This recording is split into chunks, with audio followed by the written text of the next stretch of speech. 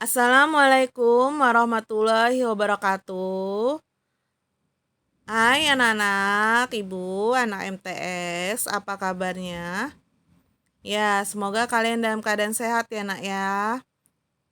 Tetap semangat belajar di rumah, jangan malas-malasan. Oke, kalian dengarkan materi dari ibu.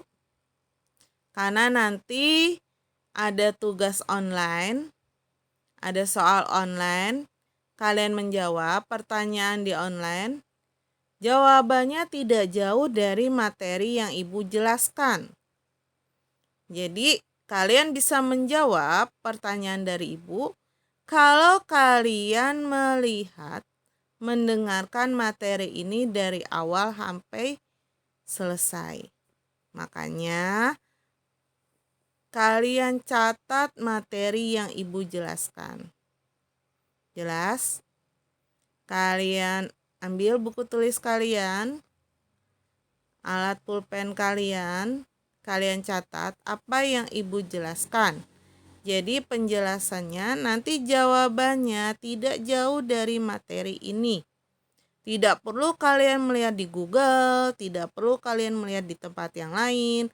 Kalau kalian bisa menjawab, berarti kalian mendengarkan materi ini. Jelas ya? Paham? Oke, siap. Minggu yang lalu ibu membahas tentang teks eksplanasi. Nah, ibu sudah menjelaskan pengertiannya dan cirinya. Sekarang struktur teks eksplanasi. Ada apa saja di struktur teks eksplanasi? Nah, struktur teks eksplanasi itu ada 3. Yaitu 1 adalah pernyataan umum. Apa itu pernyataan umum? Berisi tentang penjelasan umum tentang fenomena yang akan dibahas. Jadi kalian akan membahas apa materinya? Nah, fenomena yang akan kalian bahas tentang apa? Nah, kalian jelaskan pengertiannya dari fenomena tersebut. Ya. Fenomena kemarin ada berapa? Ada 3. Fenomena alam, fenomena sosial, dan fenomena budaya. Ya. Nah, ini contohnya apa yang masuk ke dalam pernyataan umum. Kita akan membahas tentang Candi Borobudur. Nah, bisa kalian baca di sini. Penjelasan dari pernyataan umum tentang Candi Borobudur apa? Nah, sejarahnya. Sejarah dari Candi Borobudur. Candi Borobudur itu adalah candi terbesar di dunia. Ya kan? Nah, dibangun jauh sebelum Angkor Wat di Kamboja dan katedral-katedral agung di Eropa. Nah, candi ini dibangun pada tahun, itu kan dijelaskan. Berarti masuklah dia ke pernyataan umum. Karena di sini ada penjelasan atau pengertian dari Candi Borobudur tersebut. Nah, kalau Candi Borobudur berarti masuk ke fenomena mana Candi Borobudur? Betul, masuk ke fenomena sosial. Salah, fenomena apa? Budaya. Tuh. Struktur yang kedua adalah sebab akibat atau bisa juga disebut dengan deretan penjelas. Nah, deretan penjelas di sini berisi tentang proses mengapa bisa terjadi atau terciptanya, ya kan? Bisa berdirinya. Nah, bisa terdiri dari satu paragraf. Ada sebab akibat di dalam deretan penjelas. Nih, Kalau kemarin misalnya fenomena banjir, ya kan? Nah, fenomena banjir diterangkan sebab akibat dari banjir. Kenapa bisa jadi banjir? Ya kan? Kenapa bisa terjadi banjir? Kenapa akibatnya dari banjir? Nah, itu masuk ke dalam deretan penjelas.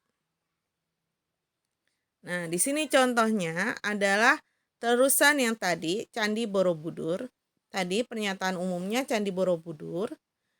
Deretan penjelasnya Candi Borobudur juga. Nah, kenapa bisa terciptanya Candi Borobudur? Dijelaskan kembali. Kalau misalnya menjelaskan fenomena tempat, ya kan? Sisilah tempat berarti harus dijelaskan ukurannya, ya kan? Kemudian didirikan tahun keberapa, dan riwayat hidupnya dari Candi Borobudur. Sehingga itu masuk ke dalam deretan penjelas. Kalau tadi pernyataan umum Candi Borobudur itu hanya dijelaskan pengertiannya, wilayahnya di mana. Hanya seperti itu. Kemudian berdiri tahun berapa. Tetapi kalau dalam penjelasan lebih konkret kembali.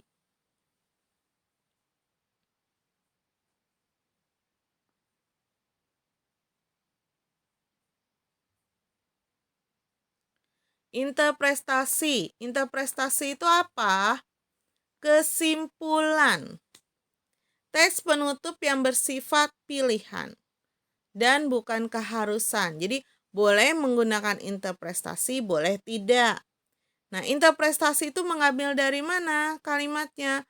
Mengambil dari kesimpulan, pernyataan umum, dan deretan penjelas. Jadi kalian mengambil kesimpulan kalimat dari pernyataan umum dan deretan penjelas. Nah, di sini contohnya apa? Nah, pada tahun 1991, Borobudur ditetapkan sebagai warisan dunia. Keindahan dan kemegahan Candi Borobudur menjadi daya tarik wisatawan domestik maupun mancanegara. Candi Borobudur juga menjadi salah satu destinasi wajib jika berkunjung ke Yogyakarta. Nah, jadi di sini maksudnya kalian mengambil poin dari pernyataan umum dan deretan penjelas masuk ke dalam interpretasi. Jelas ya? Jadi struktur teks eksplanasi itu ada berapa? Ada 3. Pernyataan umum, penjelas, deretan penjelas, dan interpretasi. Pernyataan umum isinya tentang pengertian fenomena yang akan kalian bahas. Lalu, deretan penjelas adalah menjelaskan sebab akibat atau berdirinya, ukurannya. Kalau menggambarkan, kalian menceritakan fenomena tempat budaya. Iya. Yang ketiga adalah interpretasi atau kesimpulan. Nah, interpretasi kesimpulan mengambil dari mana? Mengambil kesimpulan dari pernyataan umum dan deretan penjelas. Paham ya?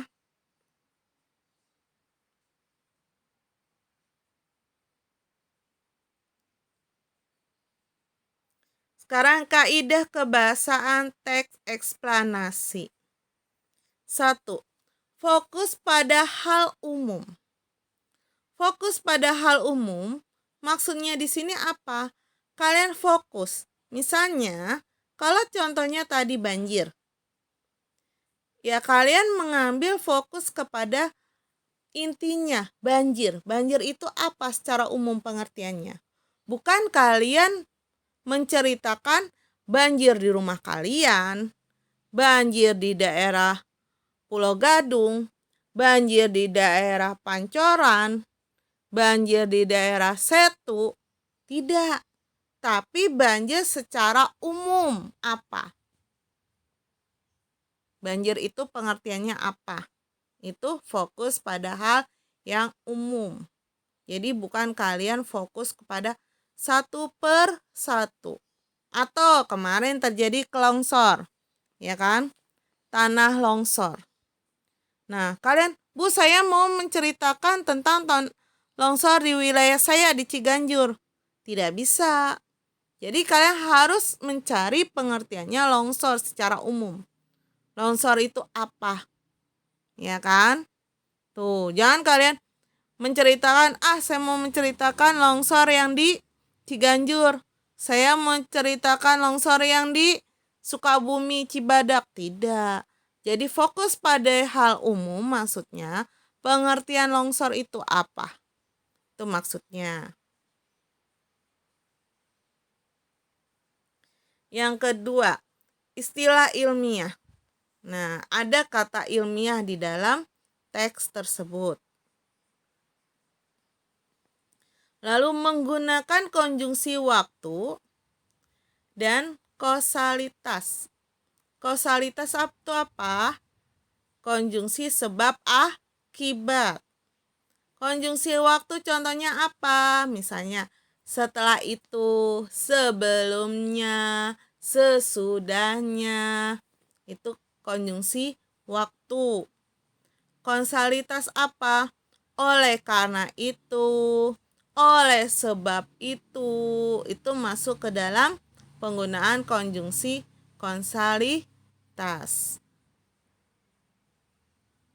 Kata kerja aktif. Nah, kata kerja aktif adalah kata kerja yang bisa dirubah menjadi kata kerja pasif. Nah, kata kerja aktif itu apa? Misalnya,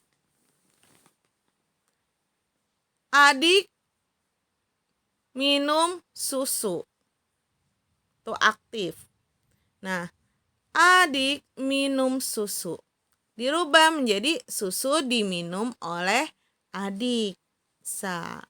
Kenapa? Karena bisa dirubah menjadi pasif. Kata kerjanya minum bisa menjadi diminum. Beda kalau kalian misalnya, kakak belajar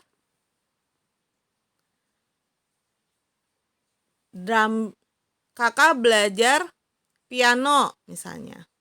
Kakak belajar piano. Nah, kakak belajar piano bisa tidak dibuat pasif? Tidak. Tidak bisa dirubah menjadi pasif. Karena belajar tidak bisa diajar, tidak bisa dirubah. Misalnya piano diajar kakak, tidak ada.